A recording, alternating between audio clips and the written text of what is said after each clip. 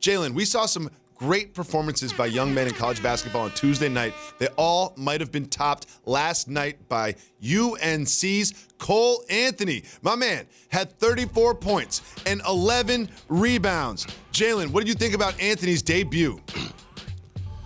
I must shout out his father, Greg, who ran with the Running Rebels and basically were the fathers of the style that the Fab Five was able to usher. Shout out to Anderson Hunt, Detroit Southwestern as well. He's a combination guard, Jacoby, that has all the requisite skills. He can dribble, pass, and shoot, in particular with range. Don't underestimate the 11 rebounds. He was playmaking for himself. He's playmaking for teammates. He was unselfish out there. He was aggressive out there. He's playing like a guy that has something to prove. And being on Get Up the day that he announced to go to UNC and getting a chance to talk to him, he's a mature young man. He's really humble. He's going to keep working hard. So, Jalen, one thing about the Fab Five that was so amazing is just how you five were able to perform as freshmen. It seemed like in the old days, freshmen used to develop for a year or two and kind of figure out the game. And we've seen this week pure freshmen just coming out and dominating. What do you think has changed since when you played to now? Well, the number one thing that's changed is that the game is just younger overall. So he's playing against a lot. The better players are younger as well because of the one and dones. When I came in college, the reason why I was a lot tougher because the best teams had juniors and seniors that also went on to the pros. That was the difference. So that's no different to what we're seeing like almost in the NFL with quarterbacks. They used to go sit for a couple of years. Now they come in and they're playing right off. So in this case, for Roy Williams to give him that opportunity because he's had a couple of freshmen that were really high touted that he didn't start even their freshman year. So for him to get this opportunity and make the most of it, I'm looking forward to watching him this season. Well, Coach Roy Williams was asked about load management, seems to be the topic of the moment, and here's what he had to say after the game.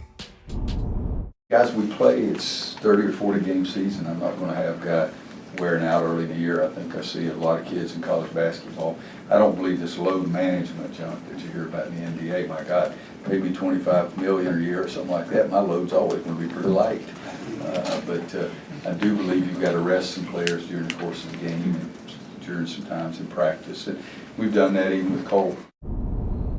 So it's interesting. He's basically saying that there's no days off, but you have to rest players and manage their load sort of that way by resting them in practices and during games. What do you think about that approach to load management? Don't touch that dial because the NBA has really been taking shade over the last couple of days about load management, and I'm going to tell you some of the things the league has actually done to elongate careers. And for Roy Williams, I agree. It's not, again, just about the minutes in the box score. It's about practice. It's about sleep. It's about your nutrition. It's a 12-month thing, not a 40-minute thing. I want to make sure I keep stressing that.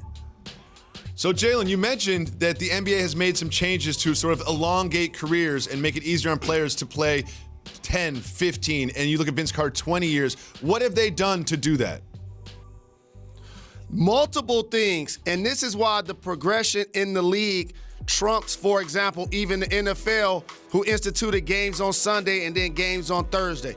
Look at these things. I talked about no two-a-days, no physical intimidation. You can't drive to the basket and get clotheslined and then somebody go to the free throw like Mikal and Rambis and play on. Eliminated long road trips, 4 games in 5 nights, 8 games in 10, 12 days. Analytics limits mid-range, so therefore the game just isn't as physically pounding. Look what happened with Ben Simmons, how he got hurt. It would be more injuries like that if you played in close proximities.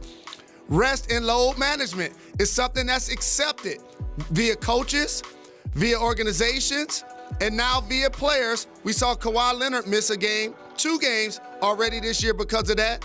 And then travel accommodations. For those that don't know, there was a time where NBA players traveled commercial, play a game, and then play the next night in a different city. So they've done a terrific job of doing whatever they can to make it so that the players can put the best product out there on a nightly basis. The Thanks so much for watching ESPN on YouTube. For more sports analysis and highlights, download the ESPN app. And for live streaming and premium content, subscribe to ESPN+.